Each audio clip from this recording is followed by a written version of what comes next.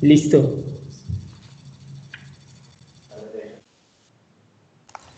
Buenas noches, bienvenidos una vez más a este espacio del Instituto de Cultura, a este ciclo que, digamos, desde un espacio institucional que tenemos que se llama Las Palabras y la Noche, estamos tratando de hacer un ejercicio de conferencias y un ciclo especial sobre escrituras de vida, diarios, cartas y apuntes en tiempos de cuarentena. Hoy nos acompaña un invitado muy especial, él es Pedro Zuluaga. Ricardo enseguida nos hará una presentación y un preámbulo más amplio como a nuestro invitado que consideramos muy especial, y justamente pues queriendo hacer una reflexión sobre este tema de la escritura, de los diarios, de los cortos, de los apuntes, es que estamos procurando generar una reflexión también no solo frente a la escritura misma, sino también en otras posibilidades, ¿cierto? Y en este sentido es sobre las condiciones también de la imagen, como la imagen como relato, como un ejercicio también de velocidad diferente y de reconocer también unas condiciones más particulares de narrarnos a nosotros mismos. Entonces, sin más preámbulos, le doy la palabra a Ricardo Espina para que nos presente este invitado especial. Muchas gracias a Pedro también por acompañarnos en este ejercicio y bienvenidos a Las Palabras y la Noche. Muchas gracias.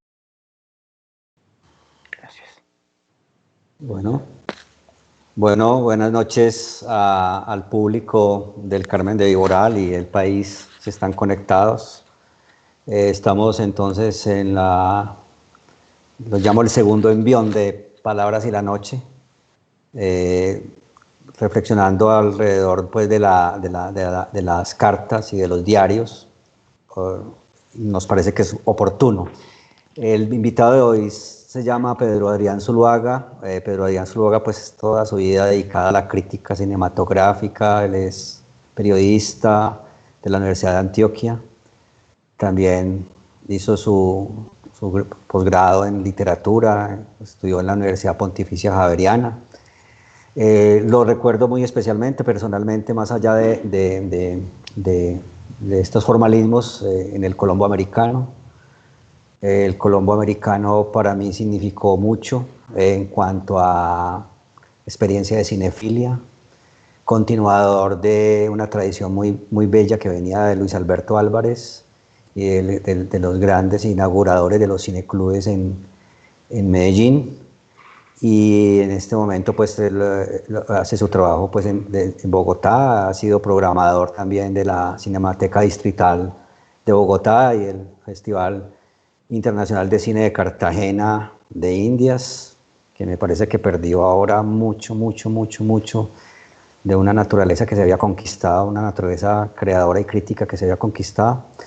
Y bueno, Pedro Adrián, hombre bastante polémico en el medio, y afortunadamente existen hombres polémicos, porque hombres y mujeres polémicas, porque yo creo que eso es lo que nos hace avanzar en contravía, porque la contravía es una forma de avance.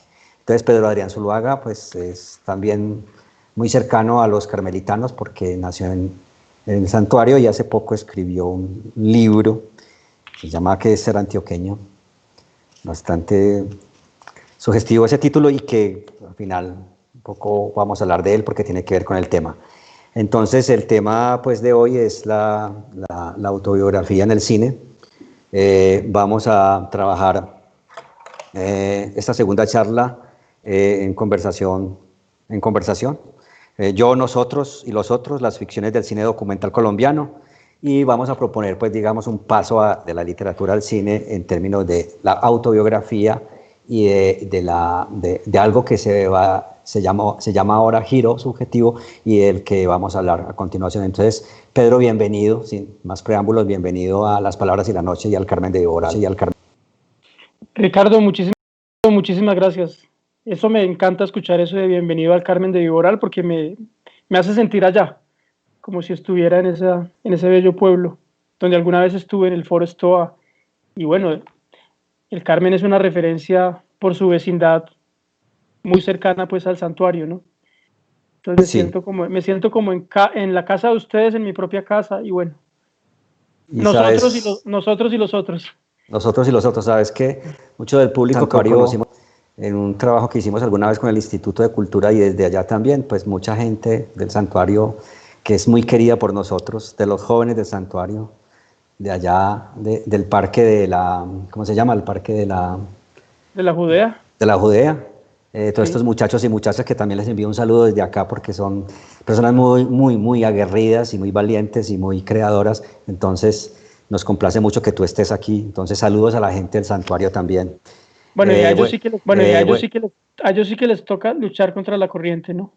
A ellos les toca luchar contra la corriente, sí. Pero son Muy muy fuerte. valientes y son muy bellos. Tienen un festival de chicha. Hay que ir allá. Y amantes de la música, de la literatura, del cine y de la locura. Entonces, hay gente que quiero mucho allá y entonces les voy también un saludo muy especial. Bueno, comencemos entonces. Es obligado pues para el tema que es el del giro subjetivo, como comenzar a pensar cuándo la literatura comenzó eso, pues, y podríamos hablar particularmente de tus referentes, para no generalizar, pues podemos hablar de tus referentes, esos escritores que en algún momento comenzaron a hablar de sí mismos y tengamos en cuenta al público que hubo un momento en los años 70, creo, entre los años 60 y 70 en donde estaba vedado el tema personal. Es decir, el tema personal se consideraba ideológico, pequeño burgués, bueno, no era objetivo, sí. Y que cuando uno hablaba personalmente, hablaba ideológicamente. Eso es un prejuicio que se ha venido venciendo y creo que la literatura hacía mucho rato había empezado eso. Entonces quisiéramos escucharte, Pedro, ese momento en el que vos como lector, porque vos también venís de la literatura, no solamente del cine, te encontraste con esas experiencias literarias en las cuales era muy importante escuchar la voz propia, el tono subjetivo, el tono íntimo, eso que tiene que ver tanto con el diario personal o con las cartas. Sí, Ricardo, mira, yo no puedo hablar como un especialista en literatura, aunque la estudié. Quiero más bien hablar como un lector, o sea, insertar mi propia vida de lector en la conversación. Yo no considero mucho que haya diferencia entre lo que uno lee y lo que uno vive. Ajá. Para mí hacen parte de del mismo tronco. Entonces, mira, claro, voy a hacer un intento de hacer una especie de mapa de lo que he leído en torno al asunto, de los libros a los que me he acercado que tienen que ver con la exploración del yo, con la invención del yo también. No lo voy a hacer en el orden que los leí porque tampoco sería fácil recordarlo y la memoria es muy incierta, muy huidiza y muy opaca. Más bien quiero entonces ayudarme de una convención que es el tiempo histórico, ¿no? En el tiempo histórico, tal vez lo primero que yo leí en el tiempo histórico, no en mi tiempo histórico, sino en el tiempo de la historia de la literatura, digámoslo así. Tal vez lo primero que yo puedo ubicar son las confesiones de San Agustín de Hipona, el obispo africano, doctor de la iglesia. Yo creo que ahí hay un puntal, un gesto que yo todavía sigo considerando que es insuperable, de búsqueda de sí mismo, dentro de unas tremendas convenciones como eran las del mundo en ciernes católico, pero ya muy reglamentado de ese siglo IV que a él le tocó vivir. Hay una cosa muy linda que me pasó con las confesiones y es que yo me robé ese libro. Aunque yo tendría que matizar, tal vez no me lo robé, tal vez me lo apropié o tal vez me lo encontré. Y yo estaba estudiando alemán en el Goethe Institut de Medellín, creo que en el 93, y el Goethe se estaba acabando, estaba como que cerrando sus puertas de Medellín, se estaba como despidiendo. El Goethe va a ser muy importante, o fue muy importante para la difusión de la formación cinematográfica en Medellín, porque Luis Alberto Álvarez, el crítico antioqueño, que tal vez hablaremos de él más adelante, trabajó ahí y trajo mucho cine alemán, y ese cine alemán contribuyó a la formación de una mirada de los cinéfilos de Medellín, que después va a cristalizar en figuras que todos conocemos como las de Víctor Gaviria, por poner el caso más emblemático. Entonces, ese Goethe, a donde yo iba todos los sábados a estudiar alemán, tenía un mueble con libros. y ese mueble estaba abierto, eso no era una biblioteca, eso nadie, como que nadie se apersonaba de eso como si fuera propio. Entonces yo una vez cogí ese libro y me lo llevé para mi casa, un libro encuadernado que todavía tengo, creo que era la edición de Bruguera, de las Confesiones. Me lo llevé para mi casa y nunca lo devolví, nunca lo devolví. Y yo creo que para mí es un libro al que vuelvo permanentemente. Me parece curioso es porque parte de una de las confesiones de San Agustín, una de las cosas que él confiesa en ese ejercicio de sinceridad espiritual, es que él también robó. Digamos, él confiesa una serie de pecados. Es un libro, por supuesto, que hay que entender con el guión de su época y de un universo cultural que es el de ese cristianismo naciente en el siglo IV que se está consolidando. Entonces nociones como pecado, culpa, están muy presentes ahí. Y yo creo que ese es un libro fundamental en la cultura occidental y en la cultura de la subjetividad, porque es un libro donde yo no sé si es el primero, de hecho yo no soy un estudioso de esto, yo no puedo hablar de que fue el primero, pero para mí es el libro más importante en la formación de la cultura de la subjetividad en Occidente, porque está hablando justamente en esa primera persona con un interlocutor que quizás sea Dios, pero quizás también sea el lector, quizás sea los hombres de su tiempo, pero es un libro muy iluminador, es un libro muy iluminador que yo encuentro todavía 16 siglos después tremendamente impactante, como no solamente como literatura, sino también como gesto espiritual en el sentido de la espiritualidad como un ejercicio de autoconocimiento, quizá para llegar también a expandir ese propio yo hacia un abrazo del mundo, ¿no? Yo ahí daría un salto importante y pensaría en el descubrimiento de América y pensaría como en la modernidad, ¿no? El descubrimiento de América en 1492 como el gran hito de la modernidad, ¿no? Es muy difícil de ubicar históricamente dónde empieza la modernidad porque hay quienes la inauguran o quienes la datan precisamente en este acontecimiento del descubrimiento de América. Otros un poco más tarde en la Revolución Francesa, otros, bueno, en fin, eso realmente tampoco es necesario imponer un solo origen. Pero el descubrimiento de América, fíjate, Ricardo, lo que pasa con el descubrimiento de América es que es el descubrimiento de un otro radical, ¿no? Es un otro radical que es América, ¿no? Y ese otro radical redefine la identidad europea, o bueno, la identidad de Occidente, por ser un poco más puntuales, porque tal vez la idea de Europa es un poco posterior. Entonces es como esa permanente interacción entre el yo, una identidad, y cómo esa identidad se configura en relación con lo que esa identidad misma define como su otro, ¿no? Y América efectivamente fue el otro de Occidente, ¿no? Durante mucho tiempo. Y con el descubrimiento de América se posicionan o se empiezan a crear unas formas escriturales. Tampoco digo que sea por primera vez, pero empiezan a florecer una serie de escrituras como por ejemplo los diarios, ¿no? Los diarios de Colón, por poner el caso más emblemático, ¿no? América fue escrita, ese episodio del descubrimiento de América fue consignado por el propio descubridor de América, pues en el caso de que vamos a individualizar esa epopeya como de una sola persona, ¿no? Que sería de Colón. Pero el diario de Colón, que fue después organizado por Bartolomé de las Casas, creo, pues es un modelo de escritura también autobiográfica y esto que estamos intentando, ese mapa que estamos intentando construir. Pero no solamente esos diarios de Colón, sino todos los informes, las crónicas de Indias, toda la experiencia, digamos, la experiencia de quienes hicieron la conquista. Aquí no vamos a evaluar en términos ideológicos la conquista, ¿no? El horror que eso significó, el exterminio, no, pues creo que no es el asunto que nos compete.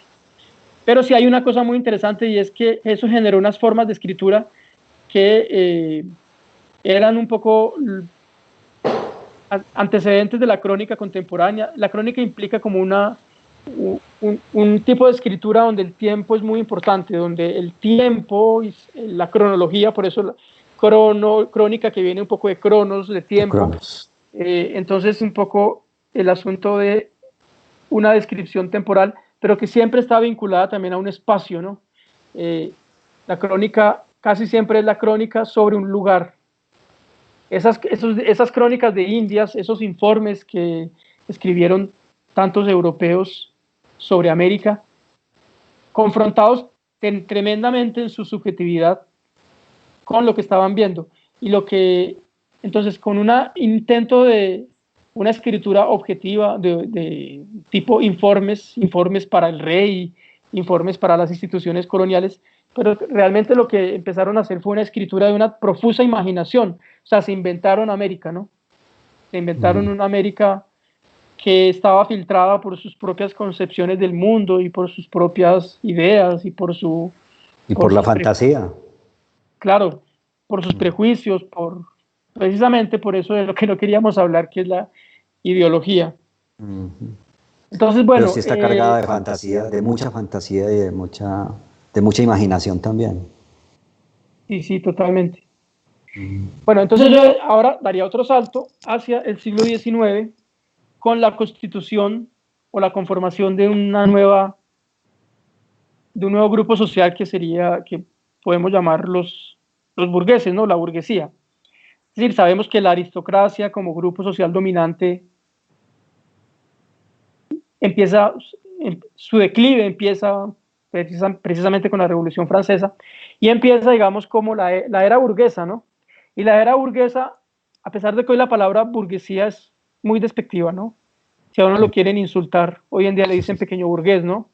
Eso creo que nos viene un poco también de toda esa herencia de compromiso político de izquierda, que ese espectáculo, digamos, del compromiso político que determinó durante mucho tiempo nuestras formas de entender el mundo.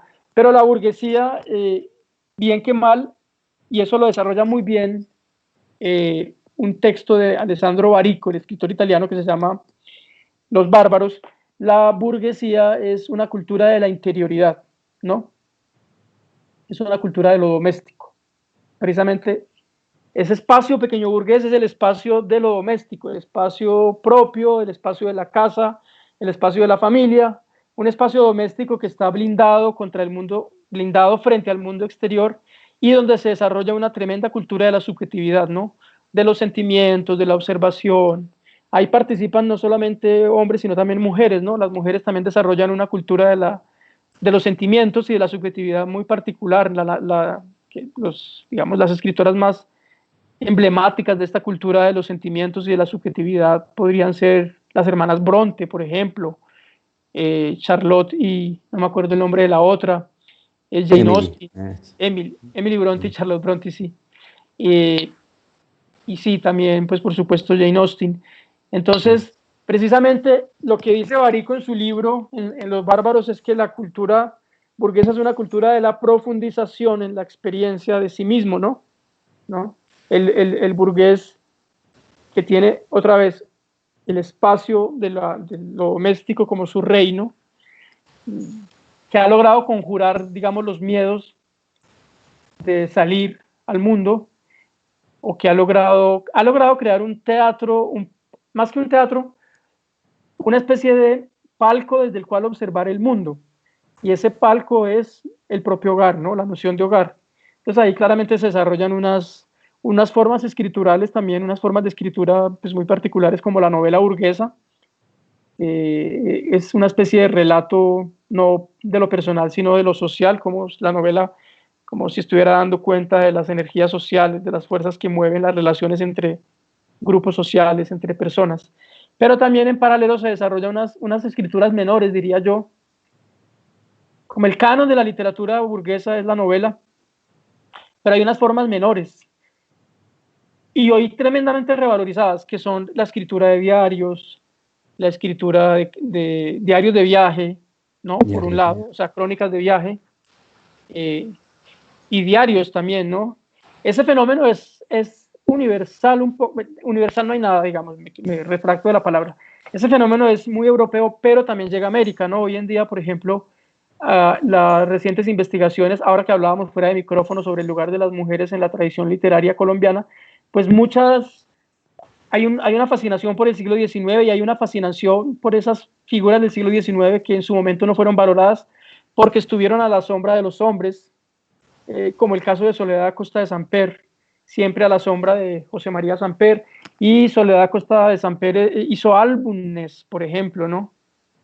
Álbumes que eran unas formas híbridas, ¿no? Entre el álbum de fotos o de recortes y el diario, ¿no? Y hoy en día se está valorizando mucho eso. Se está estudiando, hay como un gran interés académico por ese siglo XIX y como ese siglo XIX americano, que es único y particular, y si bien miro hacia Europa, en esa mirada hacia Europa no solo imitó, sino que también creó cosas nuevas acá, cosas vernáculas, por decir algo. Entonces, yo creo que ese siglo de XIX, ese siglo de la burguesía, ese siglo de la interioridad es definitivo para lo que estamos intentando conversar hoy. Después, muy al final del siglo, empieza a darse como ese estallido de la identidad burguesa, ¿no? Ese espacio del doméstico empieza a estallar, es tanta la presión psicológica que empieza a estallar. Y ese estallido de la burbuja burguesa, pues genera una literatura, por ejemplo, como la de un teatro como el de Ibsen, un teatro como el de Strindberg, que es un teatro psicologista de la exploración de las emociones, pero donde ese yo que se pone en escena es un yo estallado, es un yo fracturado. Bueno, y también es el fin de siglo del psicoanálisis, ¿no? Que por supuesto es definitivo en este recuento. Yo antes me salté de pronto una cosa importante que es la escritura de las monjas, de Santa Teresa, de muchas monjas que escribieron por mandato de sus confesores, como en la línea un poco de San Agustín, en un ejercicio de indagar. Sor Juana Inés de la Cruz, por ejemplo, ¿no? Claro, En América. sí, Sor Juana, digamos, no tiene una historia de mi vida como como la de Santa Teresa, por ejemplo, o como la de la Madre Josefa del Castillo en Colombia, pero sí tiene en un texto que se llama, creo que Respuesta a su Filotea de la Cruz, tiene también una escritura en primera persona un poco, ¿no? Ahí cuando se autonombra como yo la peor de todas. Sí. Y esa escritura de las monjas es que para mí es absolutamente fascinante, la hubiera querido estudiar más y bueno, he leído cosas, pero yo creo que en esa literatura ya aparece el inconsciente, ¿no? Sí. Yo no sé si Freud, en estos días hablaba con una amiga, yo no sé si Freud leyó a las monjas, pero un poco la estructura del inconsciente que él que él descubre, que él crea, digamos, porque es una invención también, es un relato, el inconsciente es un relato freudiano, no digo que no exista, pero digamos, él configura ese relato. Santa Teresa en sus libros, en su castillo, en sus moradas, habla también de esa alma como compartimentada, ¿no? En distintos aposentos, moradas justamente. Y creo que el psicoanálisis vino a confirmar científicamente, entre comillas, esa alma también dividida, ¿no? En espacios como que tampoco, es decir, la interioridad nunca es transparente, nunca es una sola, la interioridad siempre está construida o configurada por ecos, espejos, contradicciones, inmensidades, como diría Walt Whitman, ¿no? Soy inmenso, contengo multitudes.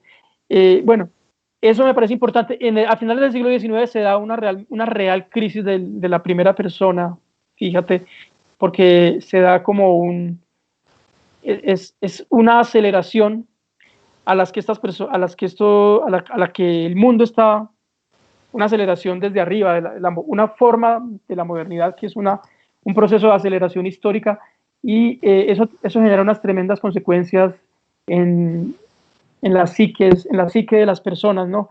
Hay un texto muy conocido que es el de la carta a Lord Chandos de Hugo von Hofmannsthal, donde habla precisamente de ese estallido de la identidad, de esa pérdida de la transparencia de la identidad que se da a finales del siglo XIX, creo que por unos asuntos de orden económico y cultural. Es una experiencia completamente nueva que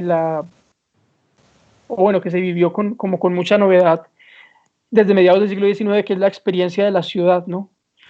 La experiencia, la pérdida del ámbito comunitario y la asunción del ámbito de lo anónimo.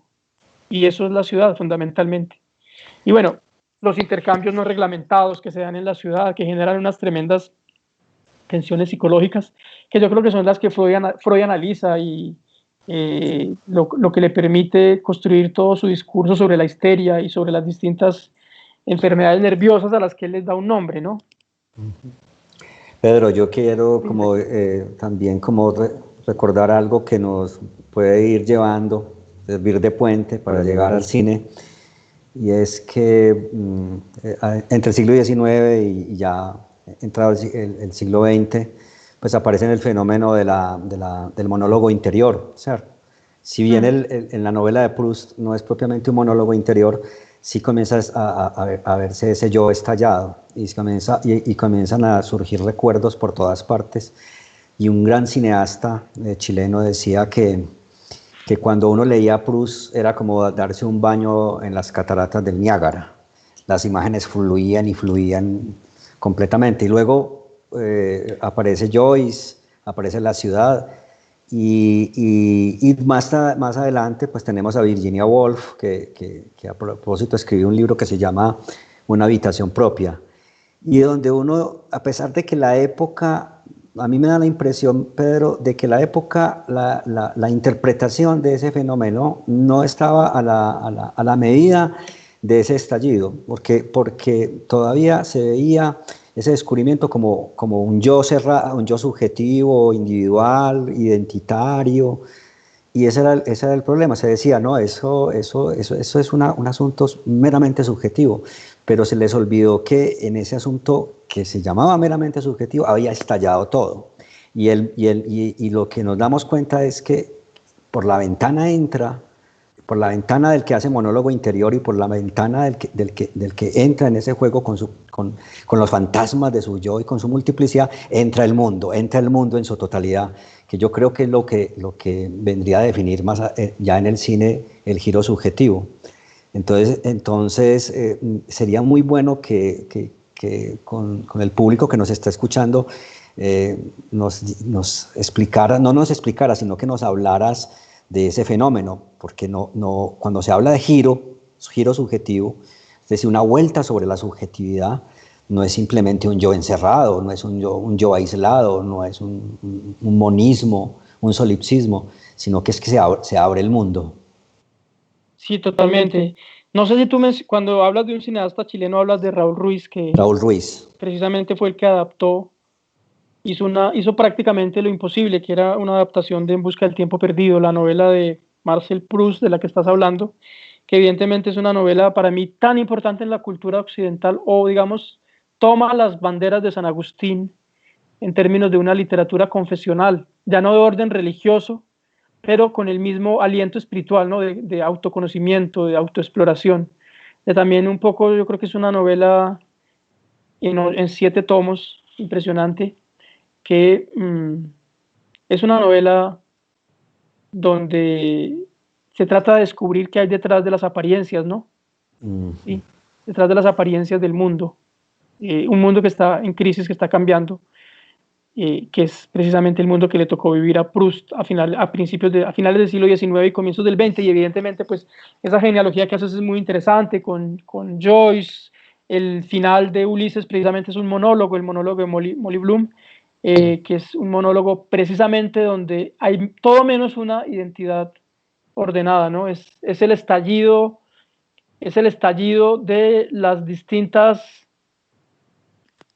como resonancias que configuran a ese yo, y claramente estoy totalmente de acuerdo contigo en que es la ciudad la que determina ese estallido y ese yo complejo, imposible de atrapar. Y bueno, claro, Virginia Woolf con Las olas y con otros libros, con Orlando, por ejemplo, que ahí ya el estallido se da también en una dimensión de la identidad sexual o de género, muy pionera ella en eso. Y bueno, pero yo para ir llegando a la contemporaneidad, a lo que conocemos como contemporaneidad, y tú decías ahora, hace un rato, que en los años 70 es que el yo estaba proscrito, ¿no? Porque claro, o en 60 y 70, eran épocas donde predominaba pues el discurso, los grandes relatos de los que hablaba, creo que Lyotard, bueno, todos los grandes relatos de redención, que eran relatos de redención política, ¿no? De un mundo que podía llegar a un sentido de la justicia y de la equidad. Finalmente, el socialismo, ¿no? La utopía socialista. Creo que el gran momento que representa un quiebre y que hoy es lo que conocemos como giro subjetivo, o sea, el giro hacia la primera persona, se da precisamente con fenómenos que nos son totalmente familiares, como la caída del muro de Berlín, la caída del bloque soviético, es decir, esa idea de derrota de una de las últimas utopías modernas, que es la utopía socialista, ¿no? Entonces, y la utopía socialista es una utopía de lo colectivo, no es una utopía de la superación de ese yo egoísta. No en vano, pues los socialistas en su versión latinoamericana, por ejemplo, hablaban del hombre nuevo, ¿no? A la manera de Che Guevara, ¿no? Pues un hombre nuevo tremendamente machista y homófobo, pero bueno, esa era su forma particular de la utopía. Entonces, al caer todo eso, ya, digamos, las energías, digamos, las personas no tienen cómo reconocerse en un gran relato de redención, y empiezan a amplificarse como una especie de contrapeso o como una forma de aliciente los relatos en primera persona, ¿no? Que tienen que ver con los años 90 también. En Latinoamérica fueron muy importantes esos relatos en primera persona o ese giro subjetivo, porque tuvo mucho que ver con las memorias lastimadas, por ejemplo, de las dictaduras del Cono Sur, ¿no? Las memorias lastimadas de la gente que vivió el trauma de la represión en Argentina, en Chile, en Brasil, en Paraguay. Yo creo que la gran contribución, digamos, las memorias, el giro subjetivo en Latinoamérica ha venido de sur a norte, o sea, de Suramérica hacia el norte, o sea, hacia Colombia y otros países, porque precisamente se empezó a construir una narrativa de cómo contar el trauma y cómo contar la experiencia de ese sujeto que fue abolido por estos regímenes dictatoriales. Eso es como una especie de venganza o de justicia poética. Ese sujeto abolido por los regímenes dictatoriales del sur del continente, pues empezó a estar en el centro, ¿no? Esa fue, digamos, la forma de compensación y de reparación. Y está la gran profusión de relatos en primera persona, testimoniales, que empiezan a darse justamente en el sur del continente. Nosotros llegamos, es decir, Colombia llega un poco tarde a ese fenómeno, pues porque nuestro conflicto es muy particular, ¿no? Primero, pues nunca se ha terminado, es lo que llamarían un conflicto de baja intensidad, se ha extendido a lo largo de un periodo de tiempo demasiado largo, 54, bueno, es decir, donde usted ponga el origen, ¿no? Uno podría pensar en los años 40, con el comienzo de la guerra mal llamada bipartidista, porque tuvo otros componentes, o después la guerra que tiene fundamentalmente la marca de las guerrillas y después de la militancia. Una militancia después el narcotráfico. Después el narcotráfico, la reacción paramilitar a la militancia de izquierda, sí.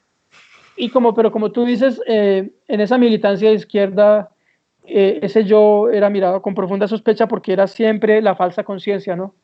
El yo era asociado a la falsa conciencia y había que superar ese yo, porque el yo nunca era auténtico, porque el yo estaba determinado por entrecruzamientos de clase, de raza, de género, que hoy precisamente son los que están emergiendo a la superficie, como los grandes relatos contemporáneos, ¿no? Los grandes relatos contemporáneos son los relatos precisamente de la experiencia propia, pero claro, no es un yo solipsista, como estás diciendo, no es un yo encerrado en sí mismo, sino también, en los mejores casos, es como ese yo privado se encuentra con lo público y con otras subjetividades y que empieza a crear un nuevo nosotros que es muy distinto.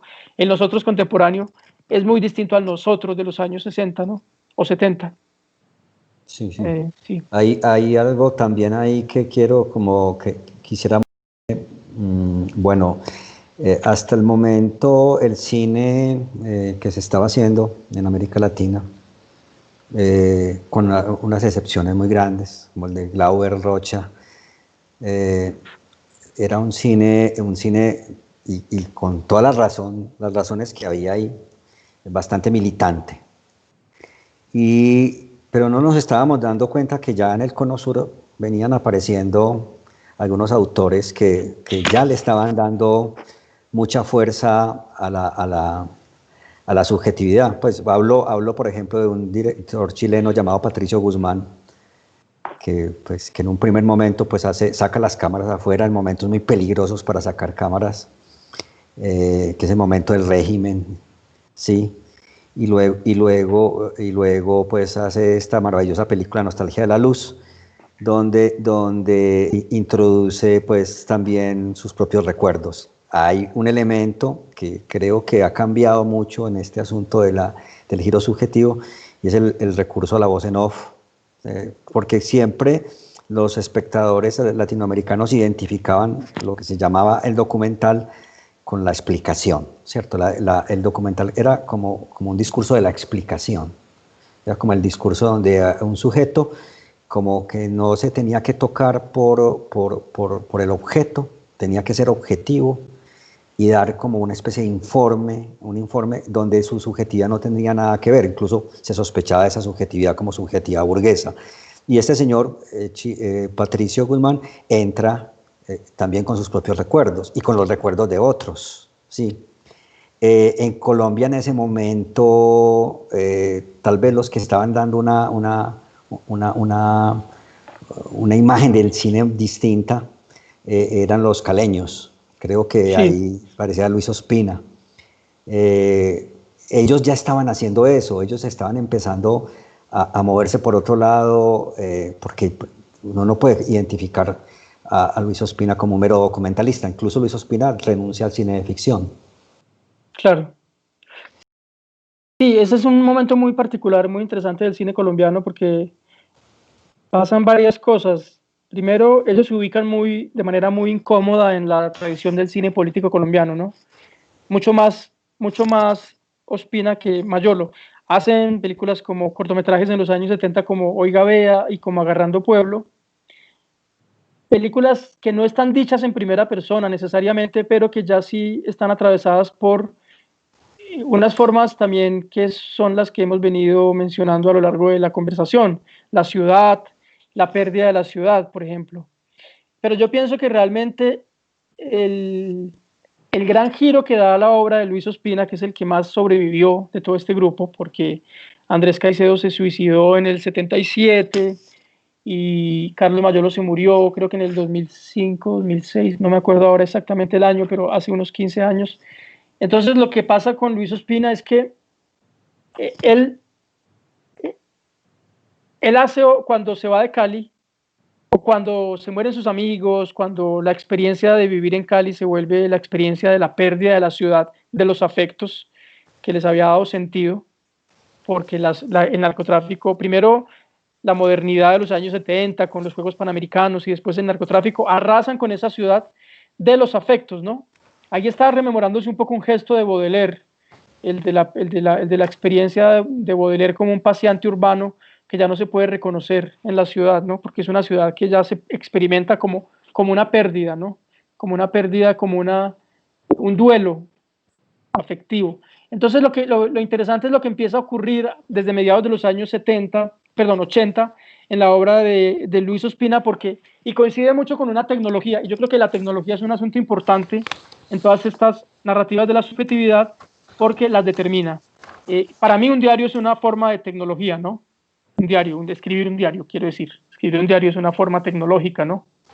El propio análisis psicoanalítico es una tecnología, ¿no? La tecnología de sacar algo, alguna especie de verdad sobre sí mismo y llegar a una especie de aceptación de la falta o de la herida, bueno, lo que sea. Pero entonces, lo que empieza a ocurrir en los años 80, sí, es que empiezan a aparecer varias cosas. Los canales regionales, Telepacífico y Teleantioquia, las cámaras de video que favorecen los discursos de la subjetividad porque reducen el aparato cinematográfico, que es muy pesado y muy aparatoso, y perdón la redundancia.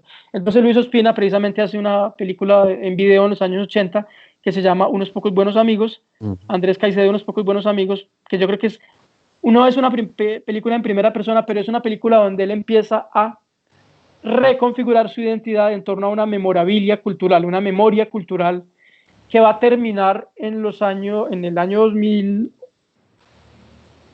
En Todo comenzó por el fin, hace unos 7, 8 años, que es una película ya en primera persona. Todo comenzó por el fin, ese documental donde Luis Ospina por primera vez se expone él mismo, pero antes de exponerse a él mismo, en Todo comenzó por el fin, una película de 3 horas y media, un documental de 3 horas y media, él ya había hecho unos ejercicios de hacer especies de biografías de sus amigos más cercanos o de gente que a él le interesaba mucho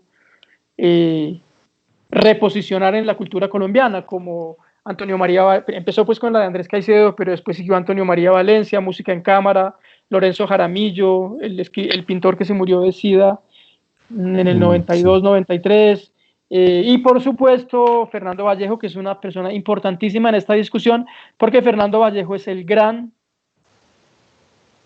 ¿cómo decirlo?, el gran profeta de la primera persona, ¿no? De hecho tiene toda un statement, una declaración sobre la primera persona, como la única manera honesta de escribir. Sabemos que esa primera persona de Fernando Vallejo es una primera persona construida literariamente, que se inscribiría más bien dentro de lo que se conoce como autoficción, no autobiografía, no son autobiografías, sino autoficciones. O sea, él toma materiales de su propia vida y construye con esos materiales de su propia vida una narrativa de ficción. La autoficción es un término que viene de la teoría literaria y que últimamente se ha empleado muchísimo precisamente para hablar de una serie de fenómenos culturales que no son propiamente autobiográficos, que permiten las licencias de la ficción, qué sé yo, como por ejemplo la última película de Almodóvar. ¿Cómo es que se llama? Se me acaba de olvidar. Sí. Sí, la última película de Almodóvar, que es precisamente, sí, cómo se nos olvida, increíble, ¿no? Es que cuando uno está demasiado consciente se olvida de todo. O sea, necesita estar en cierta inconsciencia para que llegue el recuerdo, pero vamos a ver si nos llega en el rato. Quería decirte, porque acabas de mencionar algo que nos conecta, también de nuevo, porque está buscando como esa conexión. Decías, lo que favoreció la tecnología, se desmitificó el cine, se desmitificó el cine de alto presupuesto, lo costoso que podía llegar al cine, ser el cine. Aparece la cámara de video, aparece el Betacam, aparece la posibilidad de hacer montajes en la casa, en la sala, ¿cierto? Y aparece el material.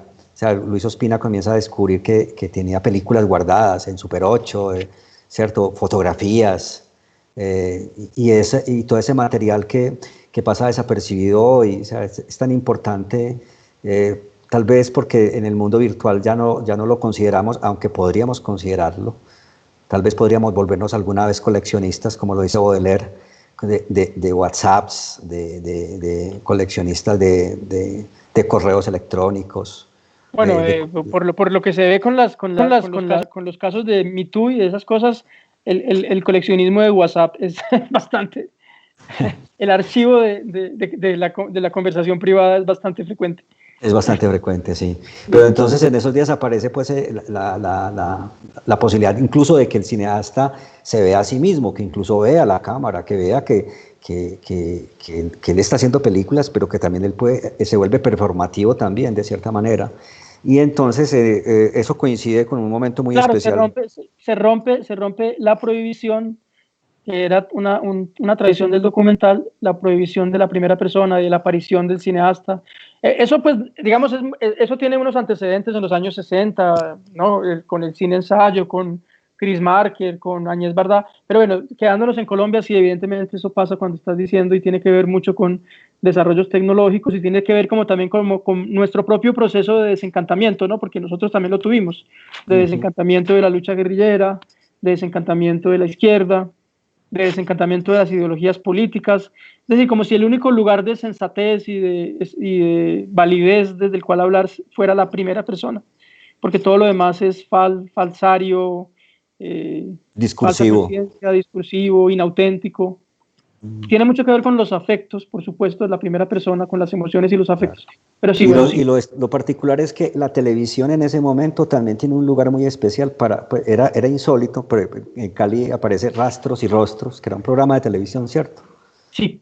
Creo que en Medellín había algo así como Muchachos a lo Retratos. bien, ¿cierto? Retratos de que ahí participó, ahí hicieron trabajos Víctor Gaviria, creo que Gonzalo Mejía, y Muchachos a lo bien, sí, eran, claro, empiezan a emerger narrativas, historias de vida, narrativas de vida, testimonios por un lado, pero también cuando empezó a dudarse del testimonio, se empezó a crear algo más que el testimonio, ¿no? Como la puesta en escena del testimonio, ¿no? Por ejemplo, Víctor Gaviria hace un trabajo fenomenal en 1991, después de Rodrigo D., que se llama Yo te tumbo, tú me tumbas, que es un documental con testimonios y con recreaciones en puesta en escena del testimonio, y también hace un textico que me parece fascinante, que es El peladito que no duró nada, ¿no?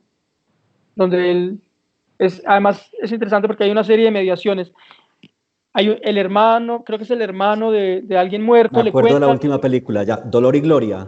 sí, Dolor y Gloria, sí. Bueno, Sí, sí, sí, sí. seguí. ¿El hermano qué? No, no, el hermano del protagonista o de quien habla, del que aporta, digamos, su propia vida, el peladito que no duró nada, le cuenta a Víctor Gaviria la historia de su hermano, y Víctor Gaviria reconstruye, o sea, es una historia en tercer grado, digámoslo así, porque no es lo que le pasó, hay dos narradores intermedios entre a quien efectivamente le pasó lo que se está contando, que es el hermano y después Víctor Gaviria.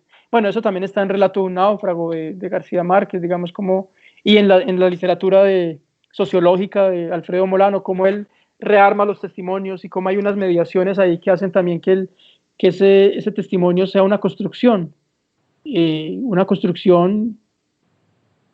yo creo que pues muy asediada por preguntas éticas y Claro. literarias, sí. De ahí que el giro subjetivo no sea, pues, hablando de lo que estábamos mencionando al principio, una mera interioridad, porque si alguien se pusiera a hacer tesis de grado o estudios externos sobre el giro subjetivo, encontraría que tal vez en la voz propia podemos saber a veces hasta mucho más de un determinado fenómeno histórico que en un estudio llamado objetivo. Yo lo digo, pues, por autores, mujeres como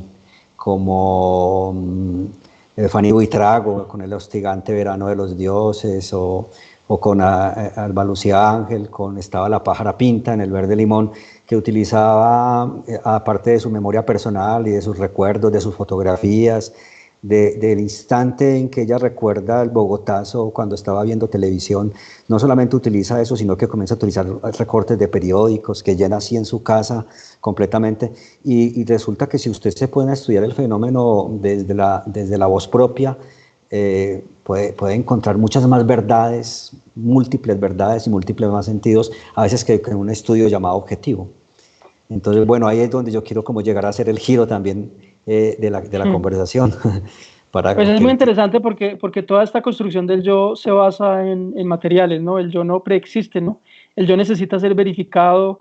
Entonces, y ahora que mientras estabas hablando de esto de Alba Lucía, que yo realmente no sabía cómo se había construido pues la novela, pero pensaba en que, bueno, el gesto de Soledad Acosta también haciendo recortes eh, en el siglo XIX, haciendo álbumes, recortes, diarios, y haciendo como unas formas literarias hoy en día que podríamos llamar en el lenguaje de nuestra época híbridas. Pero sí es interesante cómo el documental del yo necesita de materiales, necesita de un archivo. y los materiales más recurrentes en el documental del yo, pues hay el archivo visual, por un lado, que es un archivo visual frecuentemente afectado por la tecnología. Hay muchas películas del yo, por ejemplo, como Migración de Marcela Gómez, que de pronto ahorita podemos ver una imagen, o como los trabajos de Juan Soto. Ahí hay la noción de archivo muy claramente, ¿no? Es un archivo que se ha conservado, pero que es un archivo que ha pasado por procesos de obsolescencia, de pérdida, de fragmentación, y que precisamente es un archivo que muchas veces había estado olvidado, refundido en la casa. Estoy hablando de archivos en video, de cuando aparece el video en los años 80, como en ciertas élites colombianas que tenían acceso a tener una cámara para registrar matrimonios, bautizos, viajes. Entonces todo eso se vuelve un material de las películas del yo, lo mismo que las cartas, lo mismo que las fotografías.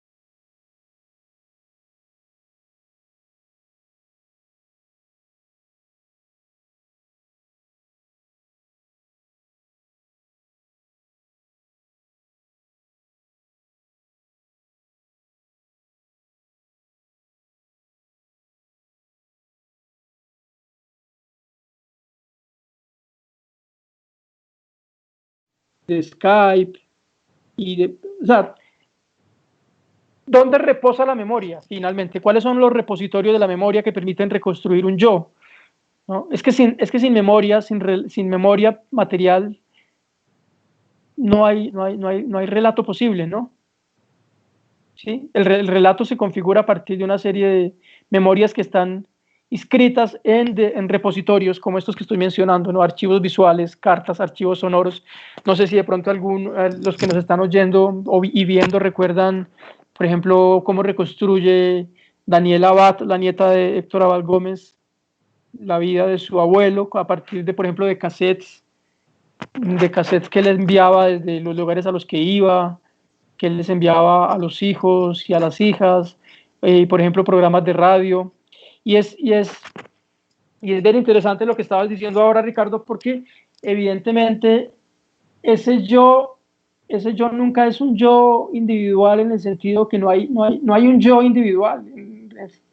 El yo está configurado por una serie de relaciones, intersubjetividades. Entonces, en la voz propia también resuena lo colectivo. En la voz propia hay un sujeto colectivo, que es ni más ni menos que la cultura, ¿no? Y por eso es que es tan importante también esa revaloración de la voz en off en el documental, no a la manera explicativa, autoritaria de los documentales tradicionales que hoy en día todavía se puede ver en los canales de documental de la televisión, donde es una voz que nos va llevando por una explicación, una argumentación sobre el mundo histórico, sino que esta es una voz dubitativa, profundamente personal, pero donde resuena toda la cultura, porque en la voz propia está hecha de multiplicidades de voces, ¿no? Sí, sí, sí. Sí. O sea, somos una multitud. Somos una multitud. Y no estamos solamente, o sea, el yo es una ilusión, es una categoría, el yo es una categoría psicológica que hace mucho tiempo está puesta en cuestión. Y el caso de lo que mencionas es que el soporte de la memoria no es únicamente nuestros propios recuerdos, o sea, unir nuestros propios recuerdos a las cartas que escribimos alguna vez, hoy, tal vez a este juego con el chat, pero a las cartas que escribimos alguna vez, a las fotos que nos tomábamos en las fiestas, en las reuniones, a los recuerdos que los demás tienen de nosotros, a la manera como los otros nos suponen o nos imaginan, a la manera también como aparecemos en escena ante los demás, porque no siempre somos teatrales de cierta manera y no lo damos todo y al mismo tiempo lo damos todo en ciertos instantes. Esos actos son tremendamente sociales y son tremendamente políticos, porque también la manera en cómo actuamos y la manera como percibimos el mundo y cómo percibimos nuestros recuerdos. Y no tiene que ser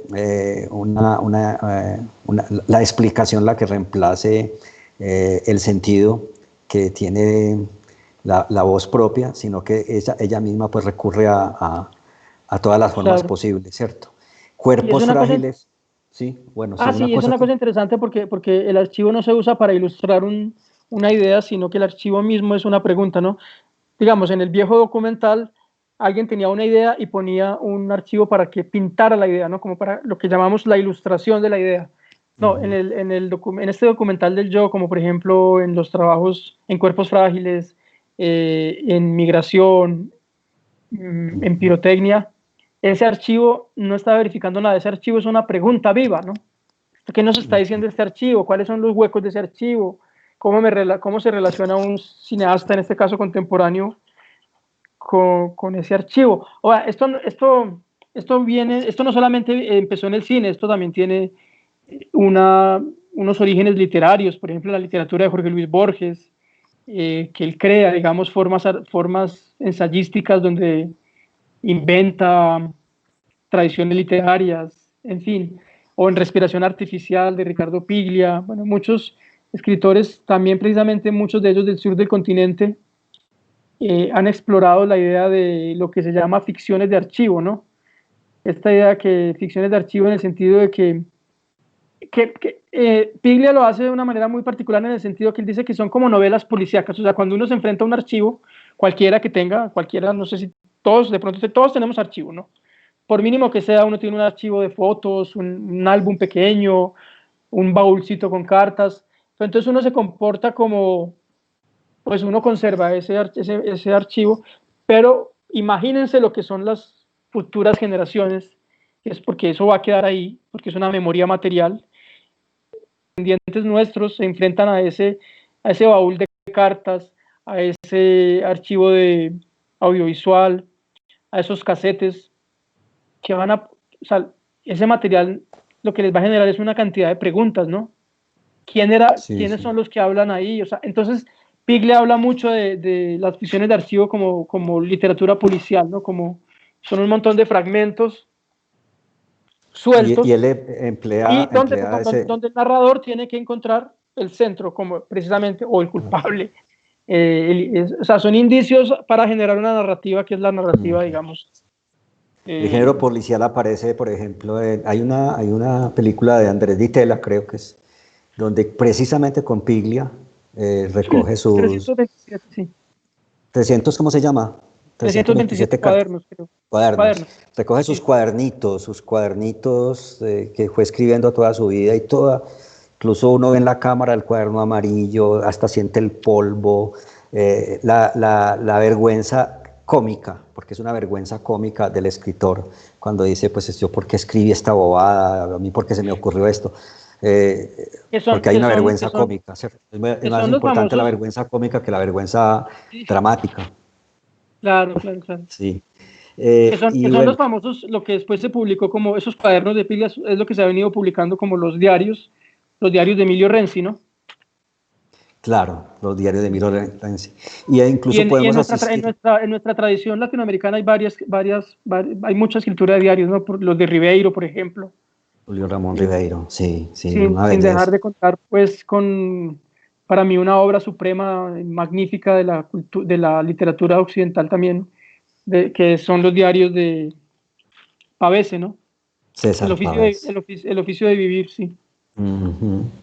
Y bueno, y veo también el género el policíaco en la parábola del retorno de Juan Soto, porque bueno, primero que todo, la parábola del retorno de Juan Soto es una película que, claro, mantiene un enigma, por eso no podemos hacer spoiler acá y no podemos contar, ¿cierto? Esa película no se puede contar, la gente tiene que verla, pero realmente es una película que juega con otro aspecto de la subjetividad, entre comillas, que es lo fantasmal, o sea, la categoría de lo fantasmal, ¿sí? O sea, nuestros recuerdos también son recuerdos fantasmales, ¿cierto? Y las personas que amamos y las personas que queremos se convierten también en nuestros propios fantasmas.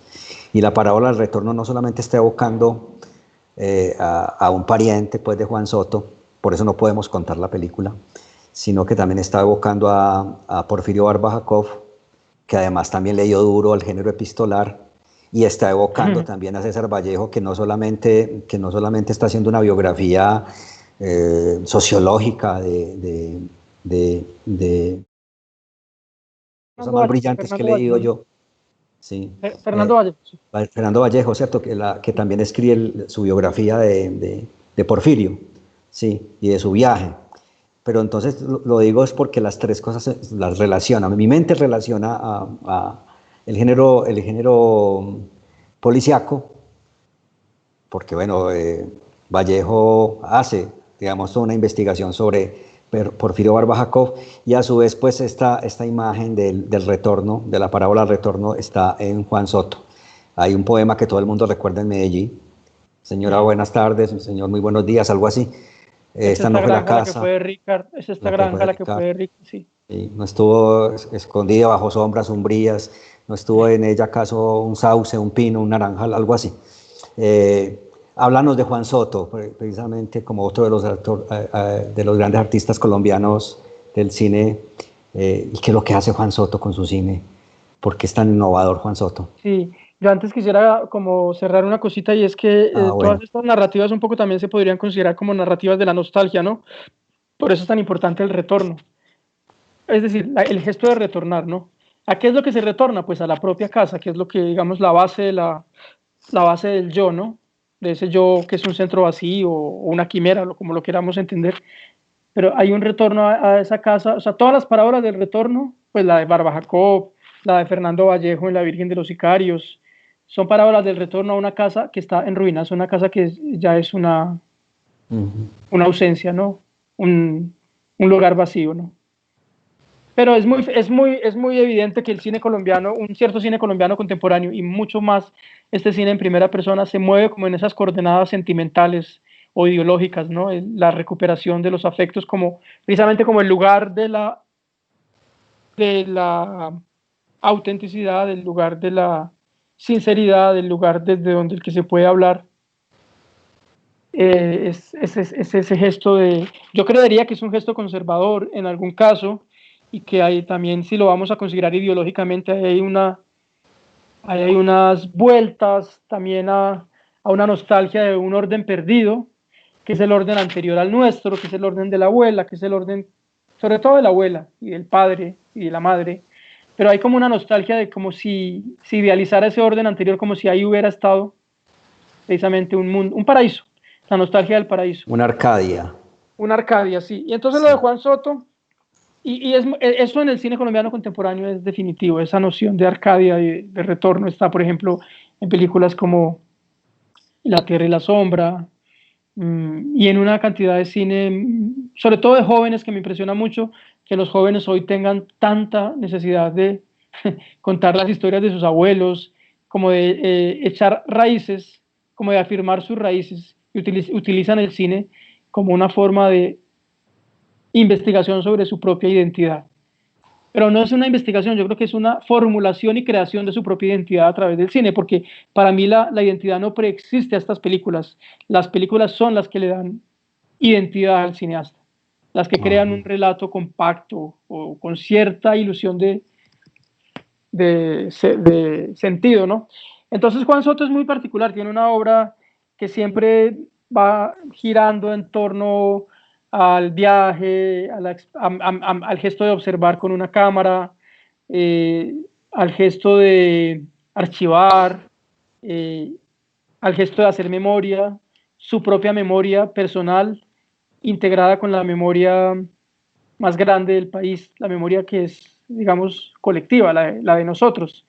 Entonces sí, él tuvo un tío que hizo parte de la Unión Patriótica, otro tío de la Unión Patriótica y de las FARC, otro tío desaparecido, que es un poco el protagonista fantasmal de Parábola del Retorno. Entonces sí, son narrativas donde el yo se reconfigura, y es el ejercicio todo lo que hemos venido diciendo, el ejercicio de crear un archivo nuevo, porque yo creo que existe un archivo, digamos, preexistente a la realización de películas o ejercicios autoficcionales o autobiográficos, pero la película misma, que resulta de esa investigación en archivos, es un archivo nuevo, queda ahí como un archivo. Entonces creo que la obra de Juan Soto ha creado, y la obra de Juan Soto y la obra de Camilo Restrepo, la obra de Ana Salas, son películas de yo, pero son películas también que forman un archivo, un, forman un archivo a partir de investigación en archivos previos. Es decir, finalmente, toda imagen que se haga entra rápidamente al orden del archivo, ¿no? Y al orden del archivo es al orden del fragmento, al orden del desgaste, al orden de lo que se pierde.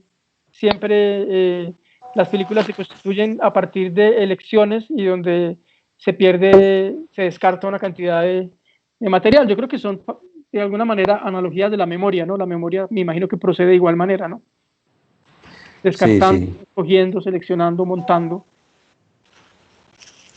Esto lo pregunto porque las personas que nos están viendo, que nos están oyendo, pues supongo que algunos, eso lo suelo hacer yo,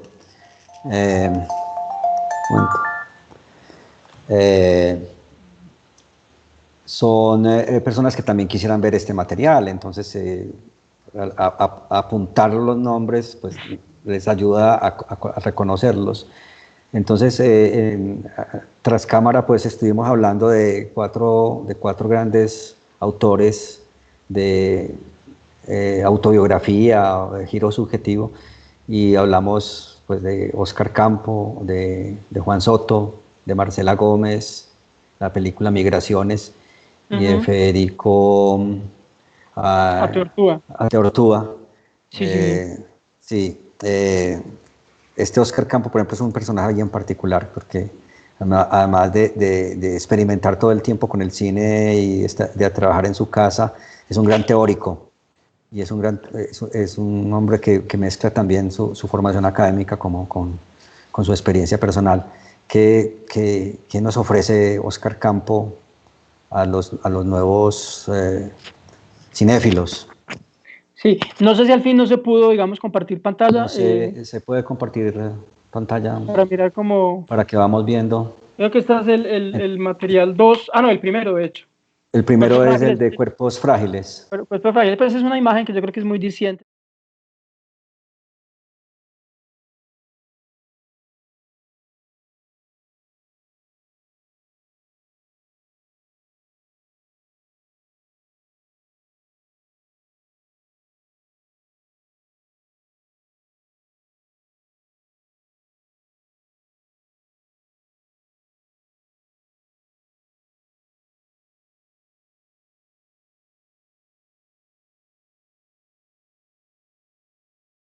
En Ecuador. Esto fue en el 98, perdón, en el 2008, ¿no? Sí, en el 2008. Sí, el asesinato de Reyes en Ecuador. Entonces, una vez reunido todo ese material, él lo que hace es precisamente construir un relato donde él se pregunta su relación física, subjetiva, con ese material. Y es muy interesante porque lo que él hace un análisis, digamos, como en la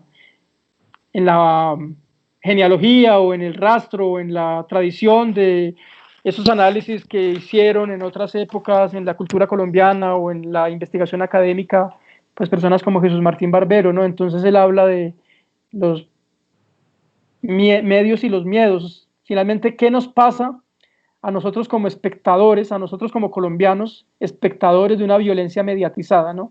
Esa es como la gran pregunta de ese documental. ¿Por qué estamos en la casa observando a través de pantallas un espectáculo que es el espectáculo de la guerra y el espectáculo de los cuerpos muertos, vivientes, ¿no? Frágiles, los cuerpos asesinados, incluso algunas veces por el Estado, como si fueran asesinatos legítimos, ¿no? Entonces, esa es la pregunta. Entonces, hay una noción también de que el cuerpo estalla, de que ese cuerpo ya no es garantía de una identidad, sino que es un cuerpo que puede crear, a partir de esta relación con las pantallas, con las prótesis tecnológicas, una relación, una esquizofrenia, ¿no? Entonces, la idea de los dobles, la idea de Yo soy otro, que es una película anterior de él, de ficción, donde él lo que trabaja es esa idea de la identidad, otra vez estallada, digamos, como lo que habíamos hablado sobre el siglo XIX, finales del siglo XIX, la identidad estallada, el yo que no se puede, el yo, por ejemplo, de la carta a Lord Chandos, la de Hugo von Hofmannsthal, cómo en estos últimos años, en estas últimas décadas, a partir de la relación con las tecnologías, esa identidad otra vez vuelve a estallarse, ¿no? Vuelve a fragmentarse, vuelve a replicarse en dobles y sí, una imposible unidad realmente. Y bueno, y eso entonces como también hace que esa ilusión de que estamos protegidos de la violencia porque la veamos a través de una pantalla se rompe completamente, ¿no? Esa violencia la estamos subjetivizando, la estamos interiorizando. Por mucho que la veamos aquí desde esta pantalla, la estamos interiorizando. Y además, pues porque lo que podríamos encontrar en esa actitud de recoger material es que mientras seamos espectadores pasivos de las noticias, la noticia pasa y se banaliza, ¿cierto? Y muere. Sí, pues, todo el tiempo estamos viendo imágenes, pero cuando las imágenes son puestas en el archivo, cobran como una especie de autoconciencia y ya se hacen ver distintas, pues ellas toman un relieve distinto con el tiempo y con incluso un relieve político de otra manera, se toma un relieve político de otra manera. Pero el asunto y lo que impugna Oscar Campo contra lo que nos parece querer decir es que no hay tal olvido, ¿no? Como que esas imágenes que vemos incluso fugazmente dejan una huella en nuestra subjetividad.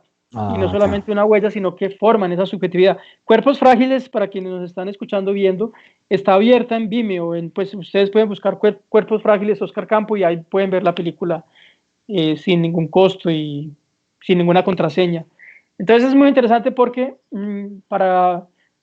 no sé, esta idea de que todas esas experiencias, incluso de testigos o de espectadores, crean una huella en el cerebro, está muy desarrollada en una película muy reciente que se llama La forma del presente, de Manuel Correa, donde él investiga con un grupo de neurología, creo, de la Universidad de Antioquia, que trabaja sobre estas huellas, ¿no? Sobre estas huellas del conflicto armado en el cerebro, ¿no? No simplemente es decir, cómo se imprime, cómo la guerra se imprime en nuestro cerebro, en el sentido más material incluso del cerebro, ¿no? La forma del presente se llama, y creo que también eso también serviría como para hablar un poco de La impresión de una guerra, que es un trabajo de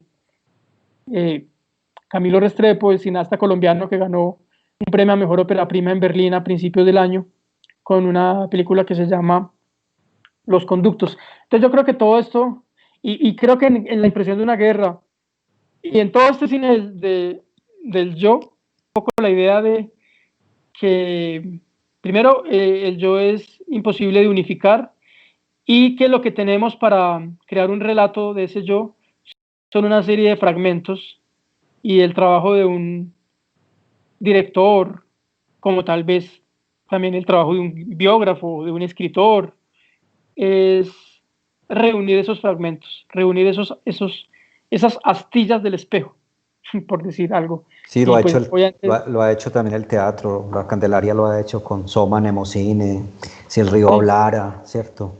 Claro. Esa subjetividad estallada, pero bueno, el tiempo se nos está comiendo, es el diente del tiempo.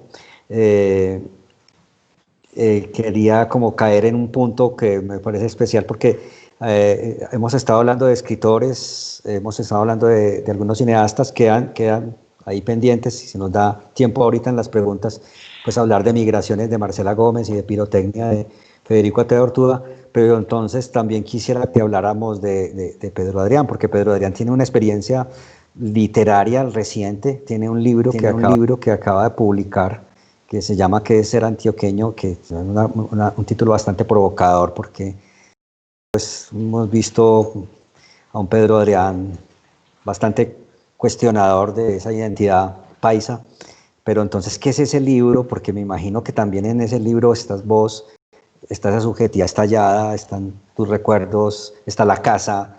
Bueno, he tenido unas aproximaciones muy lejanas, pero ¿Qué es ese libro y por qué aparece en un estudioso del cine pues el deseo de hablar de esa manera? Sí, es un libro híbrido. Es una especie de ornitorrinco, digámoslo así, un animal extraño en el sentido de que es un ensayo, pero yo intento retomar en su término más radical la experiencia del ensayo. Creo que no habíamos hablado en este recorrido, para volver al principio, de Montaigne, que es definitivo en esta historia de la subjetividad, porque Montaigne escribe, se inventa casi, o pues lleva a un punto de máximo esplendor la escritura ensayística, y él es un preburgués, podría uno decir algo así como eso, ¿no? En el sentido de que construye una torre y una biblioteca. O sea, para él la experiencia del conocimiento es la experiencia de esto que después Virginia Woolf llamaría la habitación propia, ¿no? Pero es la idea de un Montaigne observando el mundo y conociendo el mundo en un ejercicio de indagación tremendamente importante, sin viajar casi. Es decir, una indagación entre libros, bueno, entonces eso es básicamente lo que yo hago. Yo ahora no cito a Montaigne nunca en el libro, pero yo lo que hago es aproximarme a Antioquia como un archivo. Antioquia es más que un departamento, es como un universo cultural, ¿no? Lo antioqueño, que puede extenderse muy abajo del departamento de Antioquia, en todo lo que se llamaría el territorio de la colonización antioqueña. Entonces yo lo que hago es investigar en un archivo, que es un archivo cultural, que es un archivo de novelas, cuentos, crónicas periodísticas, canciones, cine, por supuesto, y investigo la invención de la identidad antioqueña a través de ese itinerario cultural. Fíjate que hablo de invención. Yo no creo que haya una identidad antioqueña monolítica o única, sino que hablo de una malla imaginaria que ha creado una esencia antioqueña, pero que al inventarse también, digamos, esa invención ha producido hechos concretos, ¿no? No que esté pensando que se haya solamente quedado en el plano imaginario. Es decir, nosotros estamos hechos de relatos y de discursos. Entonces lo que yo analizo es fundamentalmente eso, la invención de la identidad antioqueña a lo largo de más o menos 2 siglos, desde el siglo XIX hasta ahora, y donde me incluyo yo, pues, es decir, pongo en escena, si se quiere, al detective, ¿no? En el sentido de que yo me muevo entre esos archivos como una especie de detective, ¿no?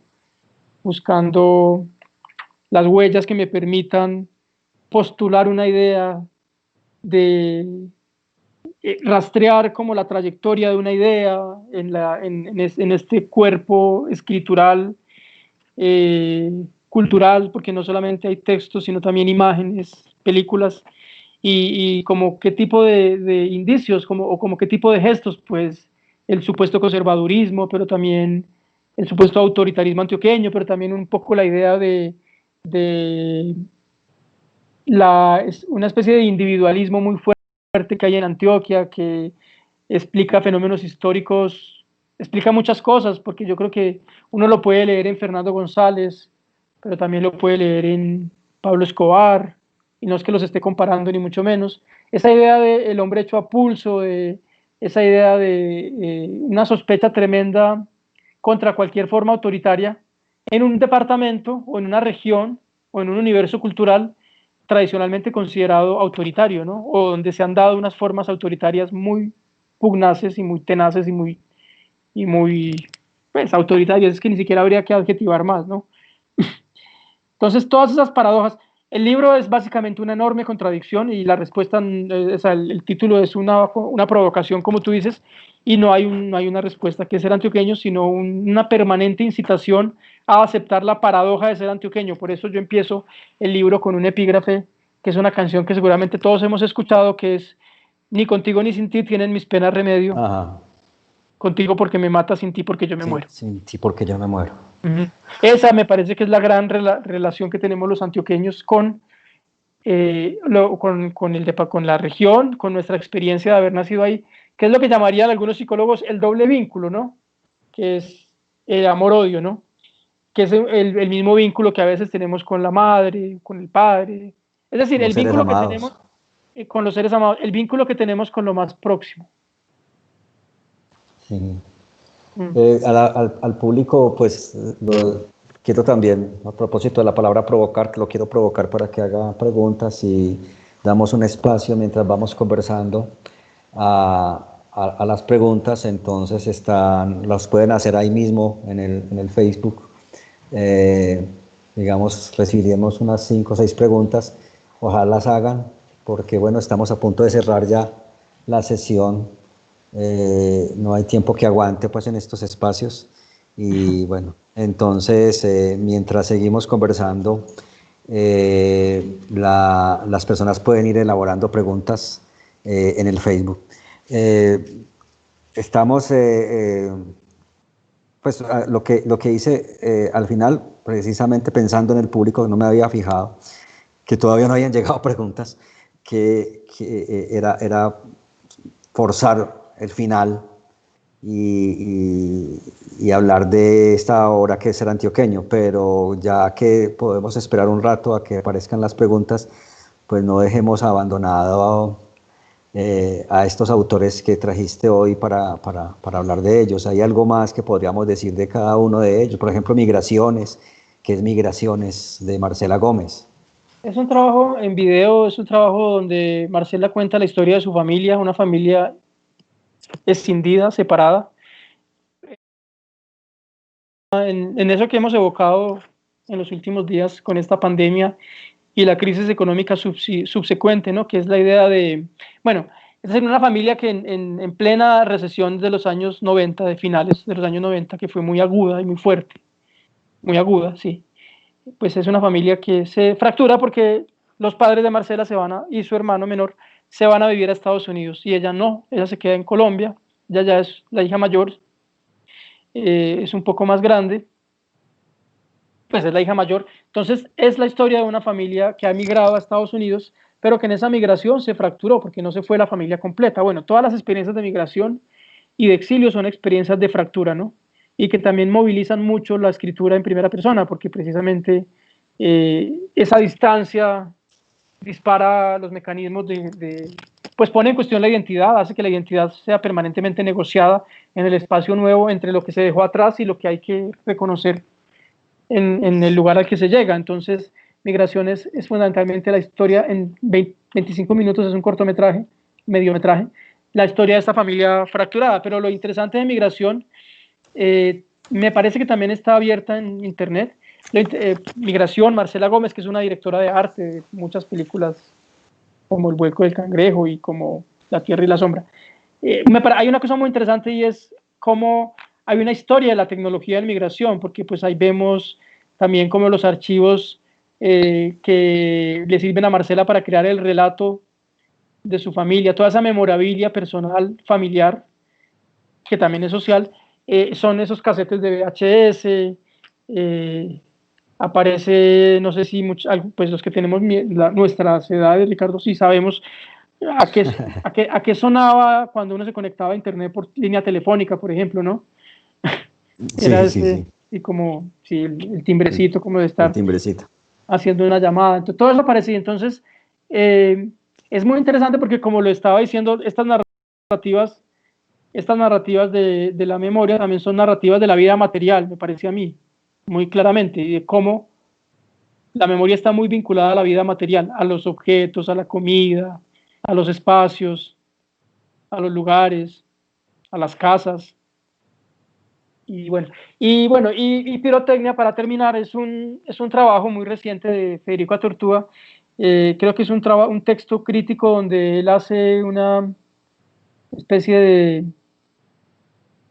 contrahistoria del cine colombiano a partir de la idea, por ejemplo, de que las imágenes, de la manipulación del uso de las imágenes por parte del poder, es decir, de los gobiernos. Entonces llega a trazar una historia que empieza con una reconstrucción en una serie fotográfica de el intento de asesinato de Lino Lara a comienzos del siglo, en 1906-07, la primera década del siglo XX, como ese intento de asesinato se reconstruye y hay una hibridación, una mezcla entre reconstrucción documental, o sea, cómo se reconstruye el viaje de los criminales, el momento del atentado, y cómo se documenta, o sea, la diferencia entre reconstruir y documentar, y cómo se documenta el asesinato de los responsables del crimen fallido, en el sentido de que pues, fue un magnicidio que no, o sea, no mataron a Reyes, finalmente él se salva.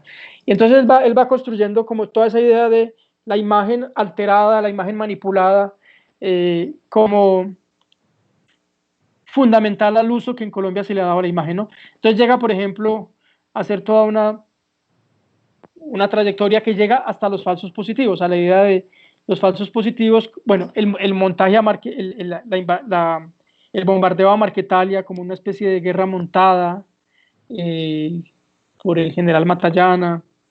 Es decir, es una especulación muy fina que lo que hace es preguntarse por la imagen y sospechar de las imágenes, que yo creo que hay una cosa muy interesante que también comparte Federico Atortúa con Oscar Campo, es una permanente sospecha sobre las imágenes. Las imágenes básicamente mienten, o entre muchas de sus posibilidades es las de ser alteradas, las de ser puestas en contextos de usos interesados por parte del poder. A mí me parece muy interesante, por ejemplo, lo que está pasando recientemente con Matarife, para usar un ejemplo mucho más, digamos, popular, ¿no? Con la serie de Daniel Mendoza, porque ahí hay una cantidad de archivo, ¿no? Sí, bastante, Sí. mucho. Entonces es precisamente, y Mendoza es como el detective, o sea, esa es una ficción de archivo, precisamente, Sí. de la que hablaba ahora recientemente con el caso de Piglia y como él había dicho que Sí, existen ficciones de archivo. la serie, pues, hay sectores bastante críticos, pero, Sí. pero creo que la posibilidad que tiene eso es que también hay elementos de ficción que juegan. Por ejemplo, tiene elementos de suspense, juega con Sí, el suspense, ¿cierto? total. Hay que esperar el próximo capítulo. Bueno, tiene Hoy mismo. elementos. Sí, pero es un tipo de suspense que también había mencionado alguna vez Ricardo Piglia, y es muy similar a ese cine de Hitchcock, donde uno dice, bueno, yo tengo todos los datos del problema, yo sé que el tipo es lo que es, ¿cierto? Uh-huh. Eso ya lo sé, lo sabemos muchos, bueno, menos los que no quieren saberlo, por supuesto, pero lo sabemos muchos. Entonces, ¿a qué están asistiendo? Al acto del investigador que se mete ahí, que es un poco performativo y que ya lo habíamos visto en este tipo de género. Lo habíamos visto, por ejemplo, en Michael Moore, ¿cierto? Uno ve a un Michael Moore por primera vez en el cine, que él que mete su cuerpo, que sube con las cámaras. Bastante voluminoso, además. Bastante voluminoso, el gordito. Entonces el hecho de que se vuelva protagonista también. A él le han cuestionado eso, pero bueno, hace parte de la cultura popular. ¿Cómo? Sí, un poco sí. Sí, son especies de vengadores, de héroes se autoproclaman héroes. Bueno, nadie se autoproclama, Una sino especie que de zorro, de zorro con su espada. Justicieros, sí, son Justiciero, justicieros. sí. Pero pues supongo que en el género pues hay muchas películas que no pasan por los grandes circuitos comerciales y que muchos tenemos ganas de ver y que la gente quisiera ver porque pues no pasan por Netflix, no pasan por ahí. Esto es justamente estos autores de los que estamos hablando y que es bueno darles el lugar que merecen. Incluso Luis Ospina, pues si bien no está totalmente dentro del giro subjetivo, pues todo comenzó por el fin. Es una película que, bueno, que tenemos que verla porque pues ahí está el hombre que muere, el hombre que está muriendo, que también... ¿Cómo se llama esa película? Relámpago sobre el agua. Relámpago sobre el agua, y de hecho la película sobre Lorenzo Jaramillo, que se llama Sobre Lorenzo. Nuestra película, tiene mucha relación y hay una permanente referencia a Relámpago sobre el agua, la película que Wim Wenders hace con Nicolas Rey. De hecho, porque además Luis Ospina se parecía un poquito a Wenders, ¿no? Bueno, ya tenemos la primera pregunta. Bueno. Y entonces esta primera pregunta, bueno, estamos recibiendo la primera pregunta de Flor Gallego Hernández, que nos pregunta lo siguiente, Pedro, ¿conocen alguna película o documental que trabaje desde la primera persona la búsqueda de personas desaparecidas forzadamente, desde los familiares sobrevivientes o de los testigos? Sí, sí, pues precisamente para Hora del Retorno. A la ola del retorno. Precisamente Por eso para Hora decíamos del que no Retorno. podíamos hacer spoiler porque es imposible hacerlo. Esa película no se puede contar. Porque es Ajá. la gracia de la película es verla directamente. Pero es En una, Colombia, pues en Argentina, y eso y está abierta la pueden buscar M, que es la letra M, de Nicolás Prividera. Es una película sobre un hijo que busca a su madre desaparecida, a sus padres desaparecidos. Bueno, están Los Rubios de Albertina Carri. M la pueden encontrar en internet. La letra M de madre, de memoria y de Marta, que era el nombre de su madre desaparecida. Bueno, y está, pues, tú mencionaste Nostalgia de la Luz, ¿no? la nostalgia de la luz, sí. Sí. Que a Flor Gallego pues, se le puede contar que es realmente una película preciosa, absolutamente preciosa. Se une, está el tema de los desaparecidos en Chile, ¿no? El Sí. tema de los desaparecidos en Chile y de las huellas que dejan los desaparecidos. y de, Muy la, y de los cuerpos espaciales, porque la película junta dos narrativas, la narrativa de los astrónomos que buscan cuerpos desaparecidos, o sea, cuerpos estelares desaparecidos en el Observatorio Astronómico del norte de Chile, de Atacama creo que se llama, y con las madres que buscan los cuerpos de sus hijos desaparecidos, es decir, como una relación muy tremendamente bella y poética entre lo más pequeño que seríamos nosotros y lo más grande que sería el universo, ¿no? Sí, porque están los grandes telescopios de Atacama, está el polvo, el polvo estelar que entra por la ventana, además hay una historia muy bella de unas mujeres, de las madres que están buscando los restos de sus hijos que fueron desaparecidos en el desierto. Está también la memoria de los antropólogos, los rastros de los indígenas, de la cárcel en donde se hacían las torturas. Bueno, mezcla distintos tipos de memoria más la memoria personal. Preguntan dónde las podemos ver. Dice Pablo Restrepo, ¿dónde podemos ver esas películas? ¿Están colgadas también? ¿O no?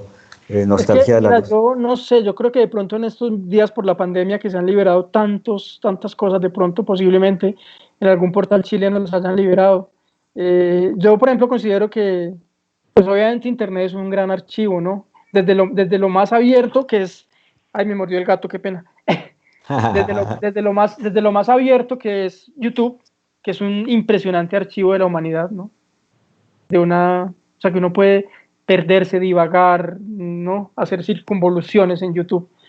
Pues obviamente no todas las películas están en YouTube, pero bueno, Internet sí es un gran repositorio de memoria de la humanidad. Obviamente sabemos que eso no es ideal y que eso tiene unos dueños y que, bueno, en fin, todo, y unas asimetrías, pero bueno. Sí. Bueno, yo les recomiendo mucho que se inscriban a un portal que se llama Retina Latina, retinalatina.org. Ahí con solo inscribirse, o sea, sin pagar nada, una plataforma completamente segura, pueden tener acceso a mucho cine latinoamericano, porque es una plataforma creada por los gobiernos de Latinoamérica para poner en línea cine latinoamericano. retinalatina.org. No recuerdo el nombre del autor, pero hay un director argentino que no sé si es Ditela, no sé, estoy completamente seguro, que está buscando al papá por un aeropuerto. No sé si tú recuerdas esa película.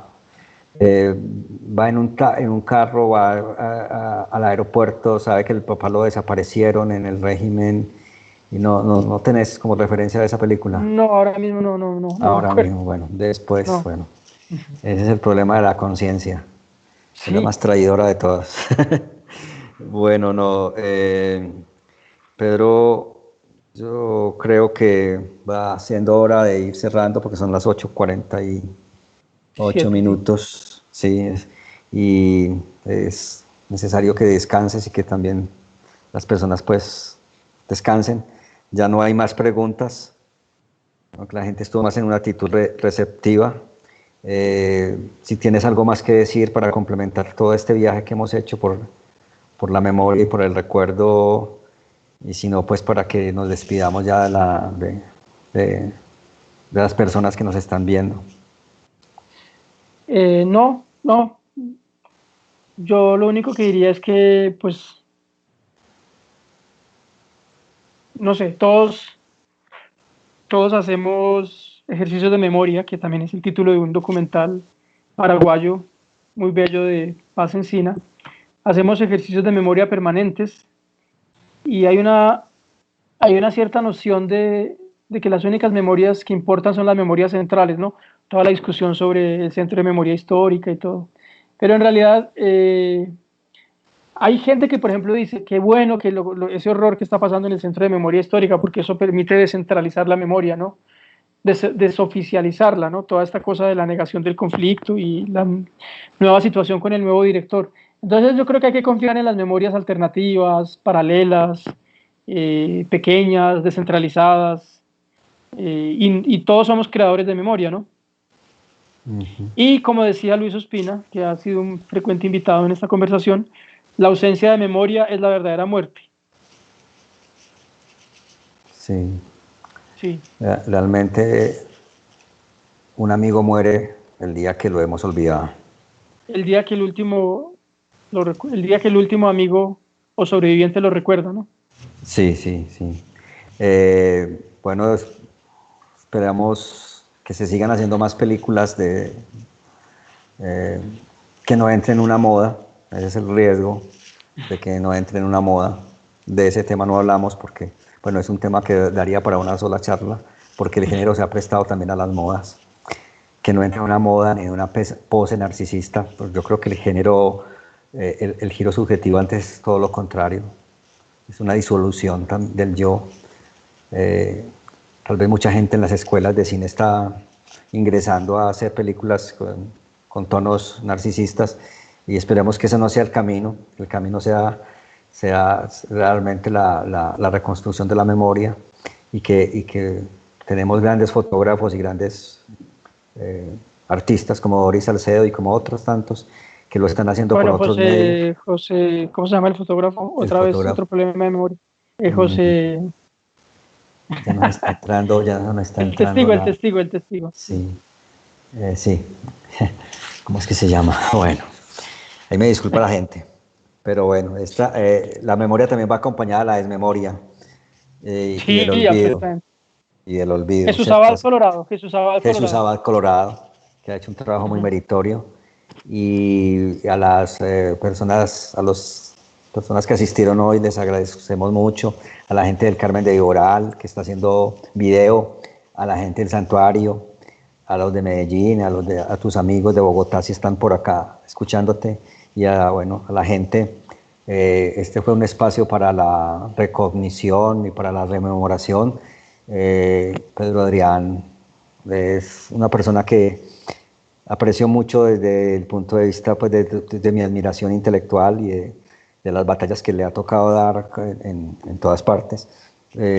Y quisiera que lo tuviéramos de nuevo, pues tenemos la posibilidad de invitarte en el próximo foro anual de filosofía Stoa. Y bueno, este es un espacio del Instituto de Cultura del Carmen de Viboral y les agradecemos pues su asistencia y nos veremos entonces en las próximas palabras y la noche. Chao, Pedro. Gracias por haber aceptado Gracias, la Ricardo, a invitación. todos los que nos escucharon y vieron, y a Fabio, Laura, todos. Sí, Fabián, todo el perdón. equipo técnico Y Fabián, que nos Laura. acompañó acá. Laura, que vea, eso lo haga como yo, mira. Laura Zuluaga, sí, sí. Sí. Hay un apellido ahí como jodiendo la vida en Antioquia, aparte Sí. del ser antioqueño. Yo soy Bueno, Zuluaga, o sea que tengo bastante. ¿dónde podemos conseguir el libro? Pues mira, el libro en el Retiro hay una librería, no sé, el Retiro es cerca, ¿no? En Río Negro, en Más Arte, ¿cómo se llama? En esta papelería de Río Negro, papelería, librería. O sea, sé de esos dos lugares en el Oriente, en el Retiro y en la librería del Retiro, que no me acuerdo el nombre, y en esta librería, papelería de Río Negro, Más Arte, creo que se llama. En Medellín también, hasta en Los Éxitos. No sé si en Los Éxitos del Oriente. Y bueno, y también se consigue en ebook, o sea, si ponen que ser antioqueño, en formato pues digital, si ponen que ser antioqueño, ahí está el libro, no gratis, pero bueno, tampoco está tan caro. Sí, el caso es que no lo vayan a conseguir cuando se declare un día sin IVA, nada. Tiene que ser un día de reposo. Pero los libros no tienen IVA en cualquier caso. Eso.